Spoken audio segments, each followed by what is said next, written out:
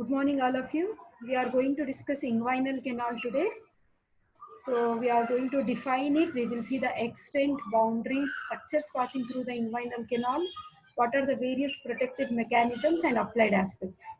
So basically, as we have started with abdomen and we have already seen the layers of the anterior abdominal wall, you can see this is the inguinal region. And in this inguinal region, you are finding an oblique passage which is extending between two rings. So there is one ring which is near to the midline, which is the superficial inguinal ring, and there is one more ring which is like away from the midline, okay, lateral to the inferior epigastric vessel, that is the deep inguinal ring. So this oblique passage, whatever we are seeing in the anterior abdominal wall, is the inguinal ring. So this is one more better picture which helps us to understand. This is the pubic symphysis bone.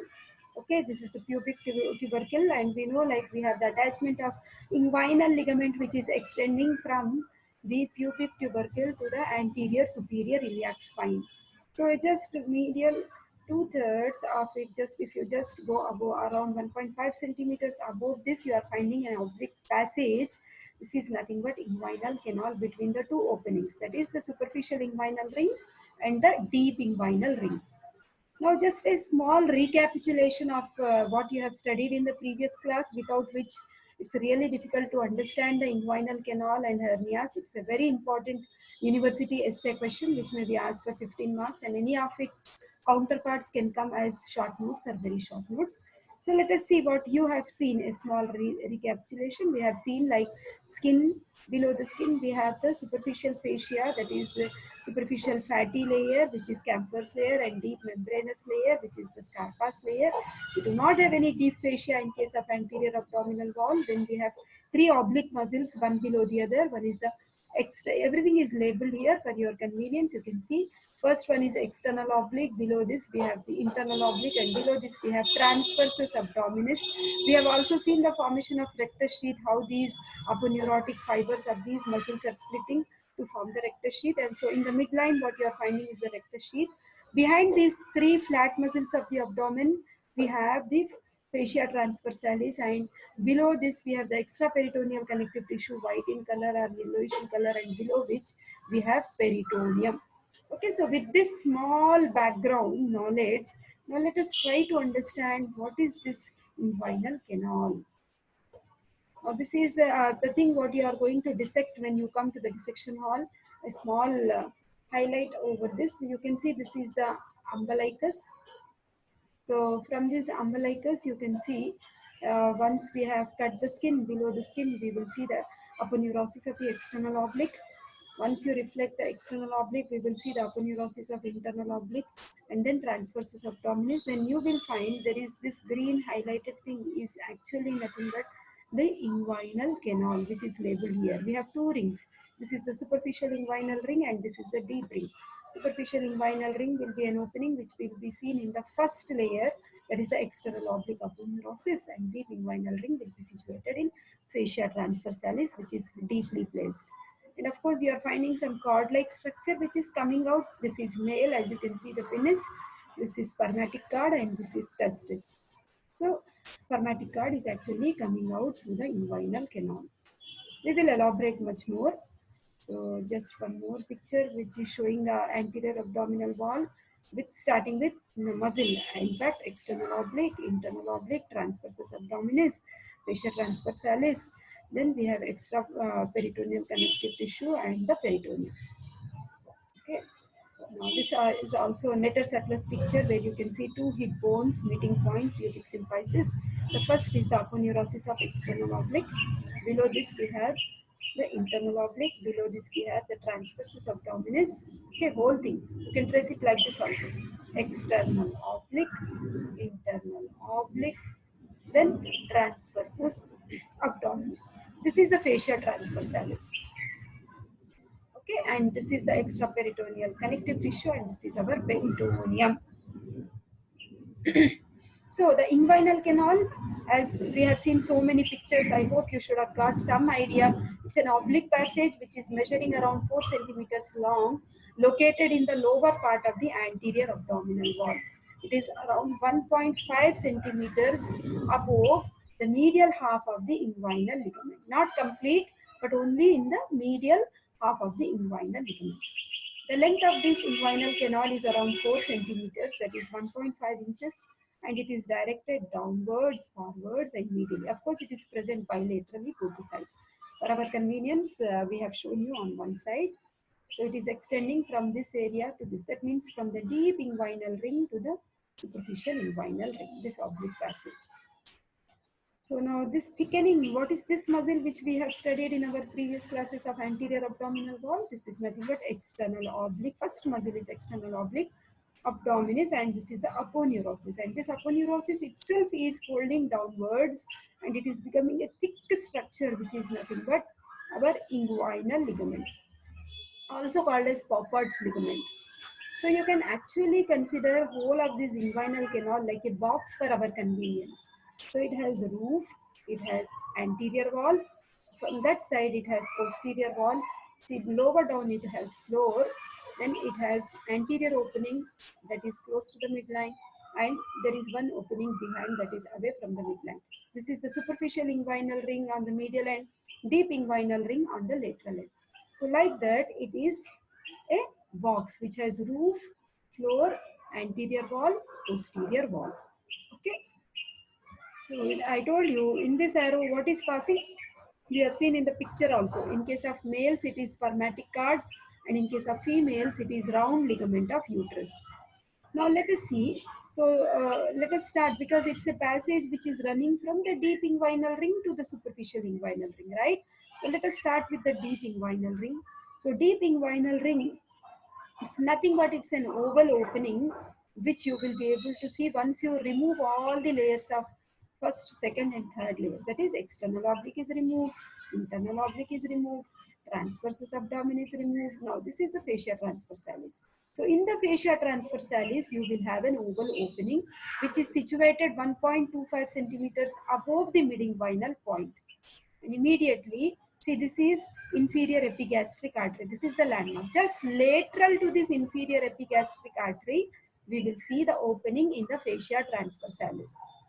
So this is something like a picture which is like something like an animation for our better understanding. See, this whole yellow area is fascia transversalis. So this in the fascia transversalis, you are finding one oval opening which is nothing but the deep inguinal ring, okay, which is situated laterally. Okay, that means you have removed the roof and anterior wall in order to see the posterior wall, okay, which is showing the deep inguinal ring opening. Now let us see what is the superficial inguinal ring. We know the very first muscle we see once we cut the skin superficial fascia is the external oblique abdominis. So in the external oblique abdominis, there is an oval opening lower down. Okay, so this is nothing but the superficial inguinal ring. It's triangular shaped defect in the aponeurosis of external oblique abdominis, which is lying immediately above and medial to the pubic tubercle.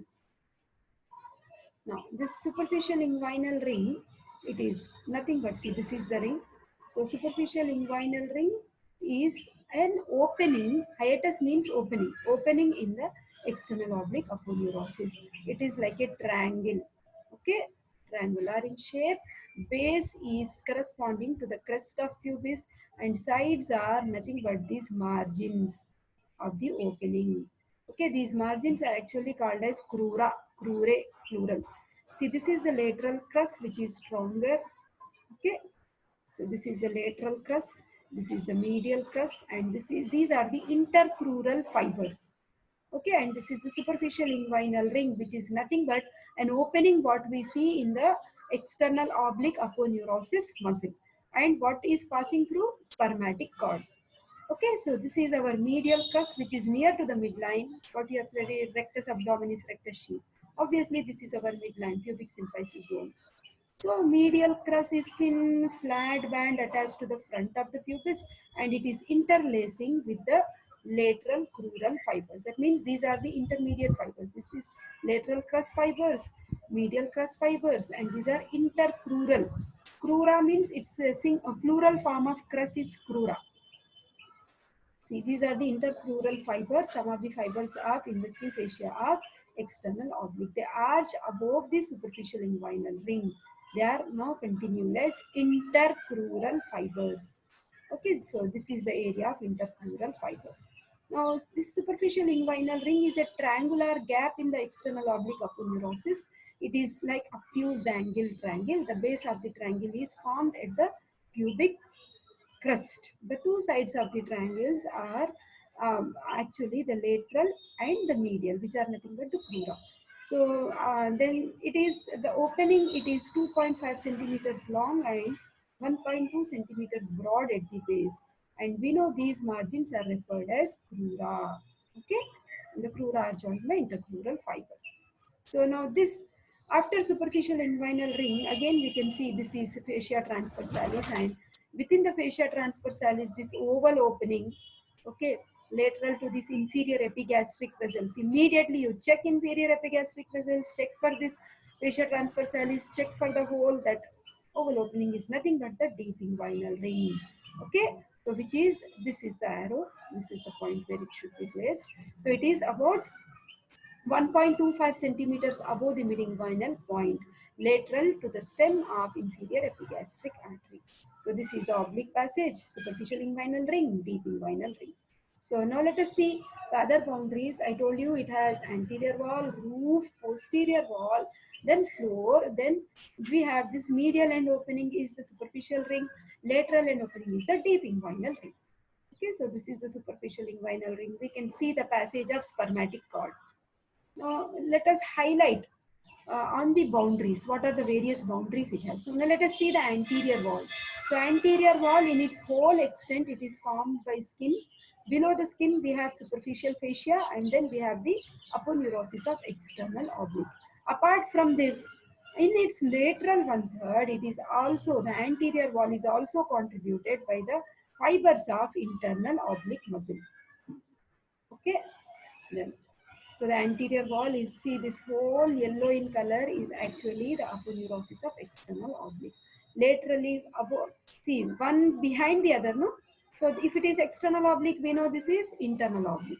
So lateral one third, it is actually strengthened by the internal oblique muscle laterally. And if you go more behind, you also see transversus abdominis more laterally. Okay, so these are all boundaries of anterior wall, one behind the other. Major contribution is, of course, the aponeurosis of external oblique. Then laterally we have internal oblique, and more laterally is the transversus abdominis. Okay, now after anterior wall, let us see the posterior wall. Suppose you see we have removed all the muscles, now we are able to see posterior wall. What is this fascia? After removing external oblique, internal oblique, transversus abdominis, we are able to see this fascia. That is the fascia transversalis, above which we will have the below which we will have the extra peritoneal connective tissue, and below which we will see parietal peritoneum. Okay, so this is forming the posterior wall in the whole extent of this inguinal canal. This is the posterior wall. Now, apart from that, the medial two-thirds is actually reinforced, that means strengthened by conjoint tendon. So, what is this conjoint tendon? Second and third muscles, that is the internal oblique and transversus abdominis, they interlace towards the midline, so forming this conjoint tendon. Not only that, we will also see the medial two-thirds is also showing this particular area is nothing but the reflected part of the inguinal ligament.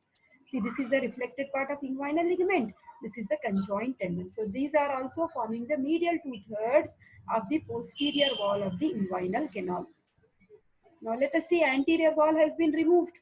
Now we are able to see complete posterior wall, where you are finding the conjoint tendon medially, and then you are also finding the fascia transversalis is found throughout, behind which you are finding extraperitoneal connective tissue, and then you are finding the parietal peritoneum. Okay, the posterior wall is formed by fascia transversalis. Okay, and this is completely. Then throughout, and the conjoint tendon, this one. Okay, the wall is particularly weak over the deep inguinal ring because it's an opening hole. Anything can enter. Intestines also can enter. That's why it is weak. Now, see, the conjoint tendon, I told you, attaches to the pubic crest, reinforces the posterior canal wall medially, and also it is taking part in the formation of roof of the canal. Okay, I told you the second and third muscles, that is the transversus abdominis and internal oblique muscles, they combine to form the conjoint tendon that arches over the contents of inguinal canal. That means extra protection. Okay, so that is conjoint tendon. We are finding in the posterior wall. Okay, posterior wall, conjoint tendon. Okay, so it has been elaborated here. Now coming to the roof. Now see, this is our spermatic cord which is coming like this. So you should have understood. Now this is first muscle external oblique, second muscle internal oblique, third muscle transversus abdominis. Then this is our fascia transversalis. This is extraperitoneal connective tissue and this is the parietal peritoneum. Obviously, we know like in the fascia transversalis, this passage, this hole is the deep inguinal ring. Spermatic cord has successfully entered. It is coming out through the superficial inguinal ring. Okay, this is of right side, this is of left side. You can see the spermatic cord here. Now if you observe, see you are finding all these structures which are forming the roof under which spermatic cord is traveling. So that means roof is formed by the arch fibers of second and third muscles. The second muscle is the internal oblique and third muscle is the transversus abdominis. Okay, so roof and anterior wall. So overall anterior wall, I told you, it is formed by external oblique and in the lateral of internal, more laterally I told you transversus abdominis also. Of course anterior wall is weak because it has more of aponeurosis and it has a hole also, that is the superficial inguinal ring. Now floor, very interesting. Floor is nothing but the anterior first muscle is external oblique, and we know the aponeurosis of it is just coming down and it is folding on itself to form this thickened ligament. This ligament is nothing but inguinal ligament, also called as Paupart's ligament. So it is formed by the grooved upper surface of the inguinal ligament at the medial end of lacunar ligament. Now see, this is the floor of the inguinal canal, and the floor of the inguinal canal, what is forming? The inguinal ligament.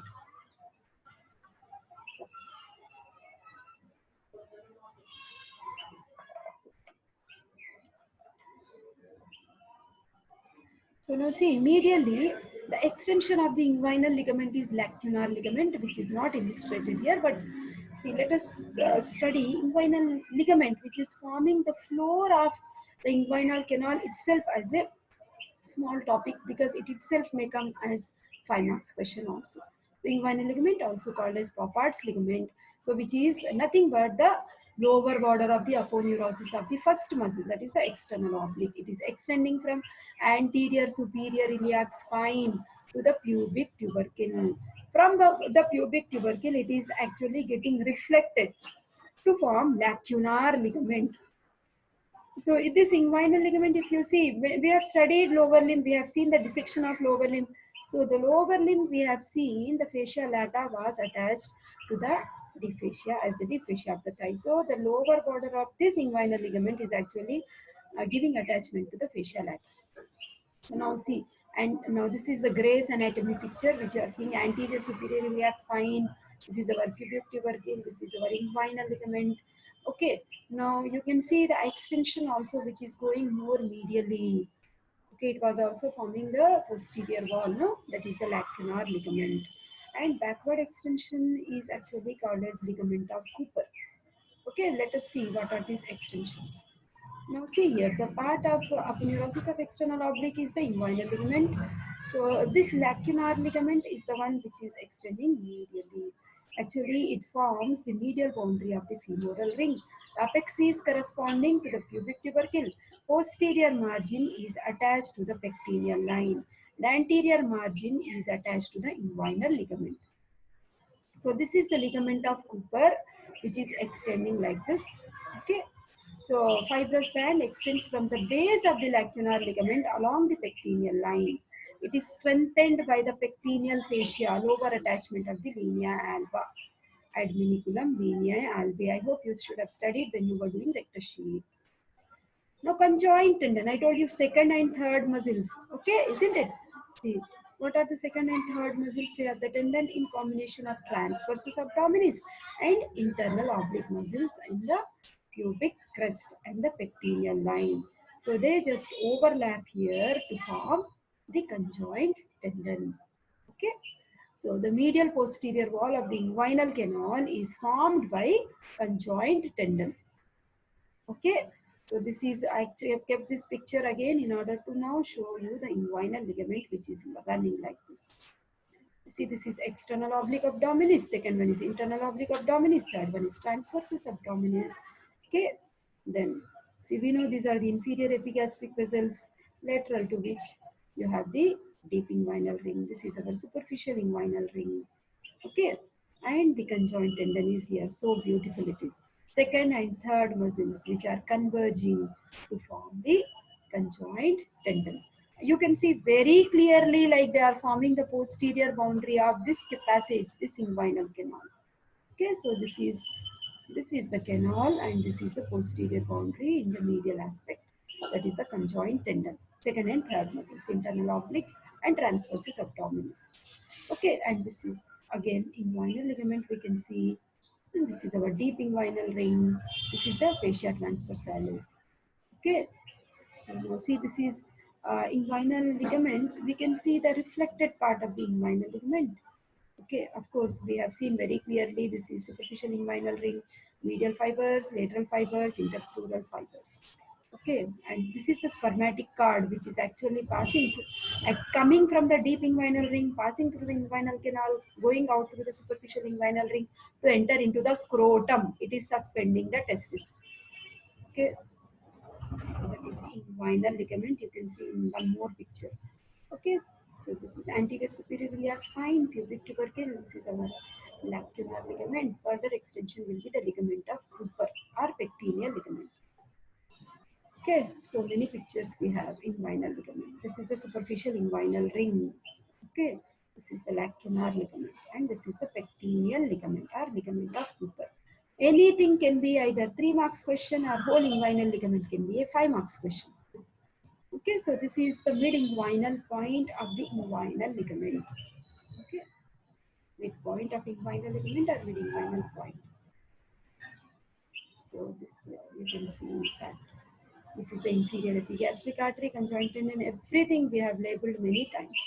Now, inguinal canal, let us see what is the gender difference. Difference we find. It is larger in males because it has to pass spermatic cord, which is quite big. In females, we see round ligament of uterus, which is very narrow. Okay, very small in fact. So now see here, this is our superficial inguinal ring, and this is in the anterior wall. This is our deep inguinal ring, which is seen in the posterior wall.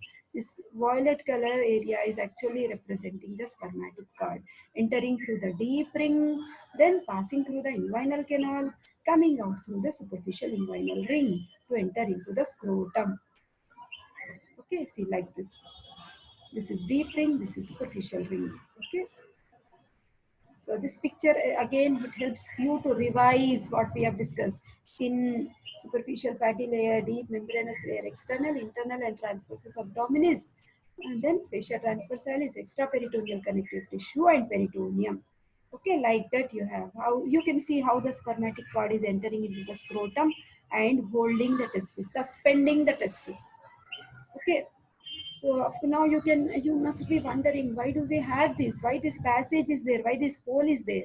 So it is actually allowing the contents of the scrotum to communicate with intra-abdominal contents. It also prevents mobile intra-abdominal contents, that is intestines, from entering the scrotum and possibly becoming damaged, while at the same time permitting blood vessels, nerves, lymphatics, vas deferens, etc. to pass through the inguinal canal and then enter into the scrotum and supply there. Okay. Now we should also know the mechanics of inguinal canal. So the inguinal canal is a site. See, anywhere if there is a hole or passage, obviously, if that hole becomes weak, or what happens if this anterior, posterior wall or roof or floor, anything is becoming weak, the abdominal visceral organs will get a chance to herniate.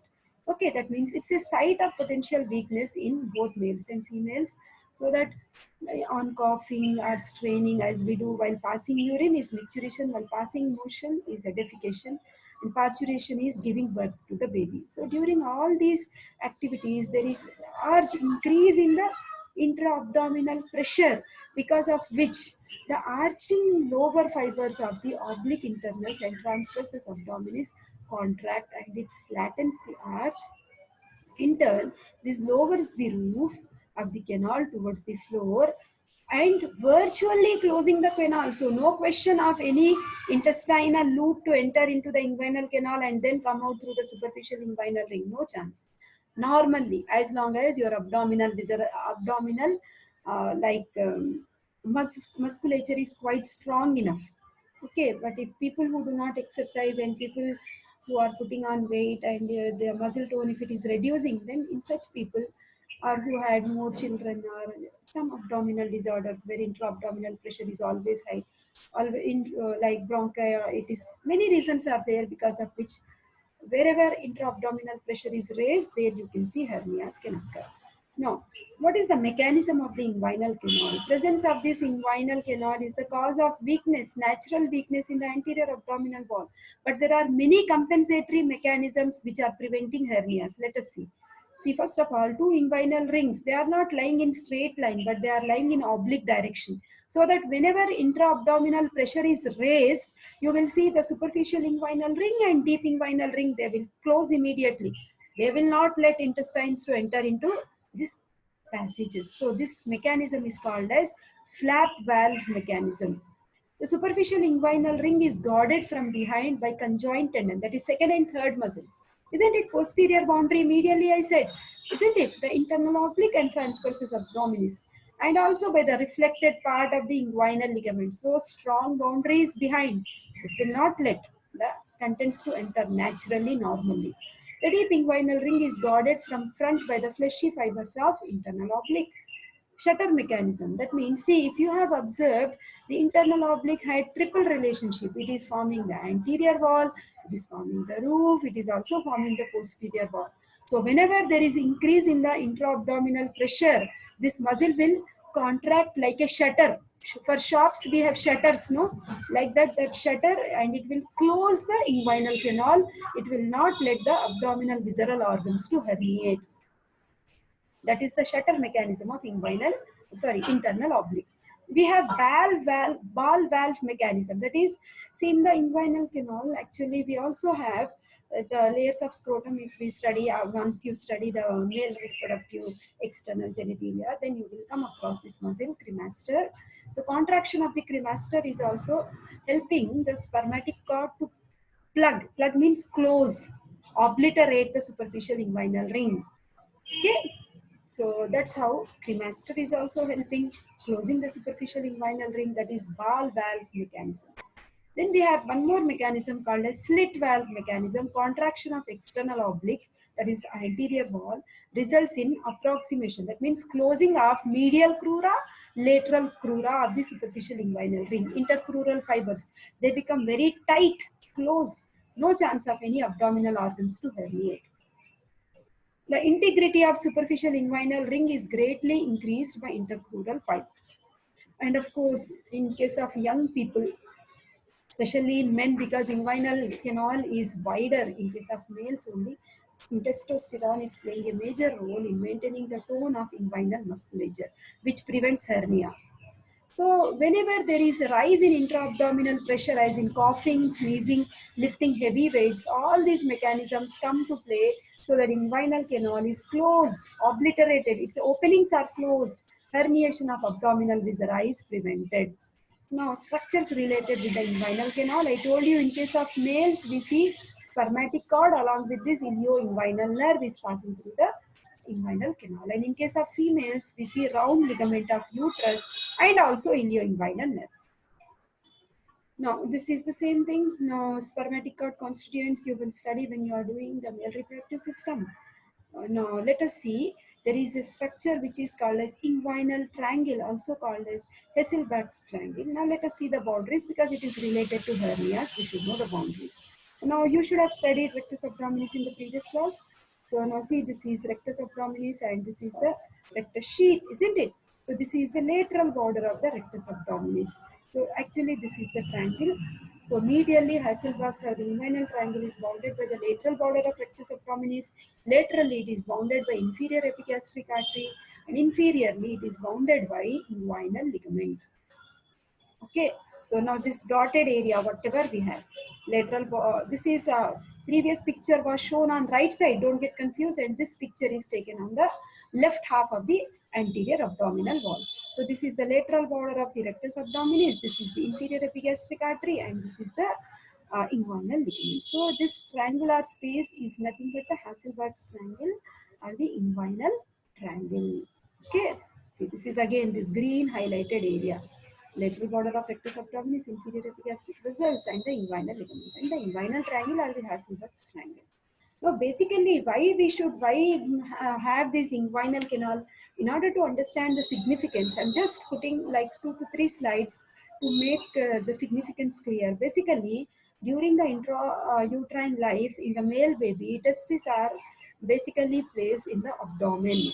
Okay, now during the 7th week, embryo is showing the testes before it descends from the dorsal abdominal wall. That means as the baby is becoming 28 weeks old, you will see the testes will start coming down. This is what is called as descent of testes. So when it is descending, it is entering into the deep inguinal ring, passing through the inguinal canal, entering into the superficial inguinal ring, and then entering into the scrotal sac. So whenever it is entering like this, from the abdomen into the scrotal sac, it is carrying the peritoneal coverings also, the tunica vaginalis. Okay, so this is the, you can see the testis which was in the abdomen, now it has successfully entered into the scrotum, descent of testis. Okay, 11 weeks, it is in the abdomen. Okay, and 4th month, it has started descending. 8th month, successfully, it has entered into the scrotal sac. Okay, so that is the descent of testis. Okay, now this is actually from Chaurasi and Vishram Singh types of books where for your better understanding and learning I have kept this picture. So nothing but very easy, but anterior abdominal wall, what you are seeing, skin, then we have the superficial fatty layer, scarpa's fascia, and then deep membranous layer, then the first muscle external oblique, then we have internal oblique, then we have transversus abdominis, blue line is fascia transversalis, extraperitoneal connective tissue is this whitish area, and green line is peritoneum. Okay. So external oblique is showing this passage opening, that will be the superficial inguinal ring. So I hope you will understand this picture better now. This is the aponeurosis of external oblique. Here you will have the oblique opening or this passage, that will be the superficial inguinal ring, and all layers have been removed to show the spermatic cord. It's like this. Okay, superficial inguinal. Okay, and this is the inguinal canal, and here we have the deep inguinal ring, which is an opening in the fascia transversalis. Spermatic cord, and this is testis. That means this is scrotum. You can see the pin is here. Okay, and this picture is also showing us the opening of the superficial inguinal ring. Okay, let us see the clinical anatomy of inguinal canal. So hernia, what is hernia? Basically, it is nothing but, see, you are finding these are the loops of intestines. So suppose any loops of intestines are trying to enter through the deep inguinal ring or through the posterior wall of the inguinal canal. If they are successfully entering into the inguinal canal and coming out through the superficial inguinal ring, and they may enter into the scrotal sac, this mechanism, wherever you are finding this is abnormal protrusion of the abdominal visceral organs, is nothing but inguinal. Because it is in the inguinal region, you are calling it as inguinal hernia. If you see in the umbilical region, you call it as umbilical hernia. Okay, so different area wise the name differs. Okay, that is. Now you can see very clearly this is the loop of intestine which is entering, and this passage, and see it has carried the peritoneal covering and then it has come out. This is the hernial sac. Okay, you can see here also the loops of intestines, how they have successfully entered into the superficial inguinal ring. This is the hernial sac. Okay. Now let us see the indirect inguinal hernia. This is the most common form of hernia, believed to be congenital. By birth itself, the hernial sac is the remains of processus vaginalis, that is the covering of testis. It enters in the inguinal canal through the deep inguinal ring, okay, which is lateral to the inferior epigastric vessels. It may extend part of the way along the inguinal canal, and then it is coming out through the superficial inguinal ring. That means entry is a deep inguinal ring, exit is superficial inguinal ring, passage is inguinal canal. That is indirect hernia. That is the meaning, indirect hernia. Here also the same thing is given. See, From the deep ring it is entering, it is passing through the canal, and through superficial ring it is coming out, and it is carrying the layer of peritoneum, okay, internal spermatic fascia, because it is the descent of testis. Okay, all those coverings are there. That is from the fascia transversalis, cremaster muscle, and the fascia, external spermatic fascia from the external oblique muscle. Then you will also see the superficial fascia and skin. These are the coverings of indirect hernias.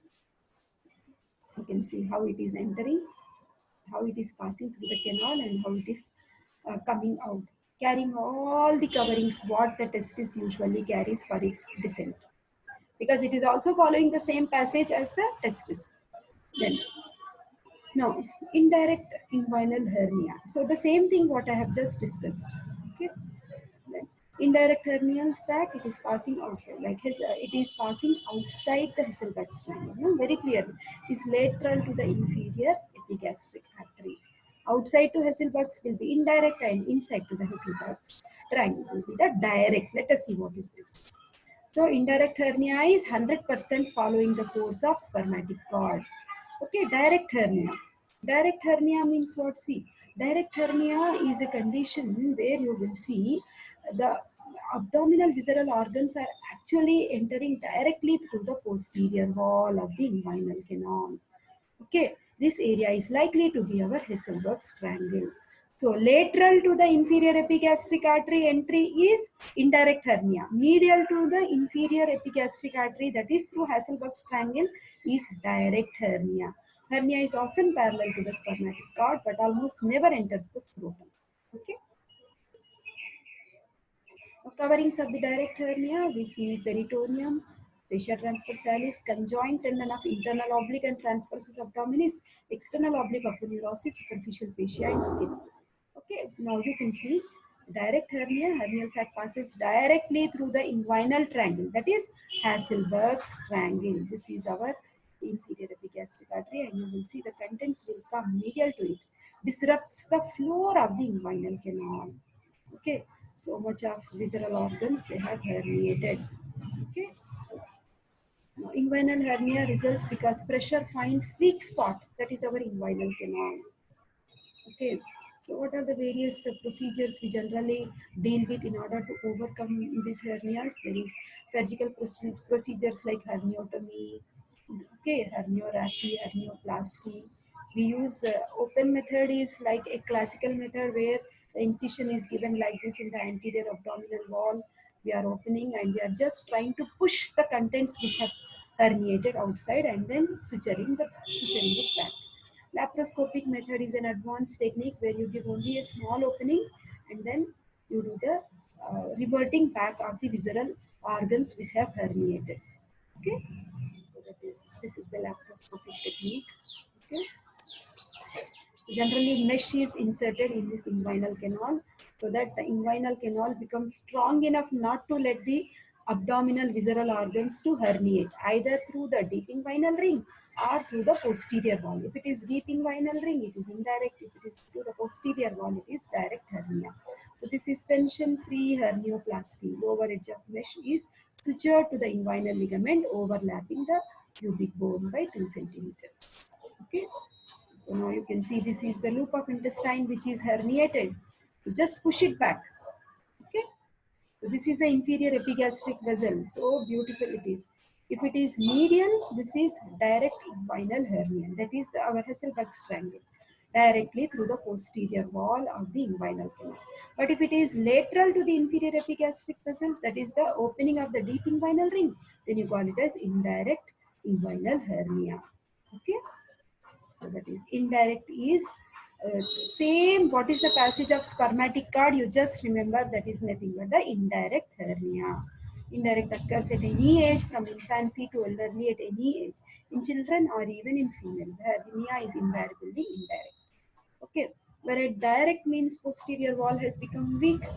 Okay, that is medial to the internal iliac vessels, internal inferior epigastric artery. Sorry, the direct bulges through the posterior wall of the inguinal canal, medial to the inferior epigastric artery, posterior to and separates from the spermatic cord. These hernias never occur in females. This occurs in males in increasing frequency as they age, because hormonal level will fall down, testosterone like levels will reduce in the blood. Okay. Now let us see what are the basic differences between the direct and indirect hernia. Please remember, direct means directly through the posterior wall of the inguinal canal, whereas indirect is nothing but it is taking the passage of the inguinal canal, like deep inguinal ring to superficial. Age, we know direct is common in old age, indirect in young people. Bilaterally, usually it is bilateral, and direct one is unilateral. Shape hemispherical oval. Reaches scrotum, direct will never reach, whereas indirect can reach the scrotum because it is following the spermatic cord. Direction of descent, it is forwards, it is downwards, forwards, and medially, same like spermatic cord. Reduction, you just push the intestines backwards. Here you have to follow the route of spermatic cords, upwards, backwards, and laterally. Relations with the inferior epigastric artery, direct one is through posterior wall, that's why it is medial. Indirect one is lateral to the Hasselbalch's triangle, that is the inferior epigastric vessels. Superficial inguinal ring, where if you want to just palpate at the superficial inguinal ring with the help of your two fingers, if you can scroll between the thumb and your index finger, you can feel the impulse on the side, whereas you feel on the impulse on the tip of the finger in case of indirect hernia. So deep ring test, reduction of hernia. Put thumb over deep ring, ask patient to cough, hernia appears. Hernia does not disappear in case of this test. So coverings I have already explained you, and this is again in the form of a table. So overall, why does these hernias occur? I told you whenever in case of smoking and in occupation that involves a lot of strain of the anterior abdominal wall, lifting heavy weights, damage to the ilioinguinal ring. Excuse me. Those who have undergone previous appendicectomy, they will be more prone for hernias because the tone of the anterior abdominal wall muscles will be not so strong. Thank you.